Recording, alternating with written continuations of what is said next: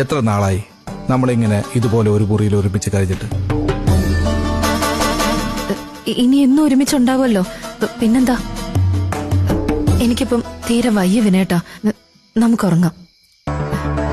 അയ്യോ, അങ്ങനെ പറയല്ലേ ചിരു. ഈ ഒരു നിമിഷത്തിനു വേണ്ടി ഞാൻ എത്ര കാലമായി കാത്തിരിക്കാനെന്നറിയും. ഇന്ന് നീ എനിക്ക് വേണ്ടി ഉറങ്ങാതിരുന്നേ പറ്റൂ.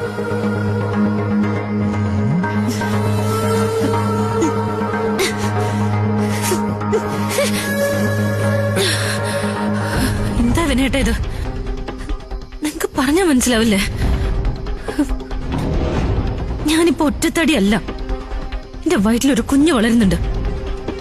അതിന്റേതായ ഒരുപാട് ശാരീരിക പ്രശ്നങ്ങളുണ്ട് എനിക്ക്. അതൊക്കെ എനിക്കറിയാൻ ചെയ്തു. നിന്റെ എല്ലാ ബുദ്ധിമുട്ടുകളും എന്റെ ഈ സ്നേഹവലയത്തിനുള്ളിൽ കിടക്കുമ്പോ അലിഞ്ഞില്ലാതായിക്കോളും.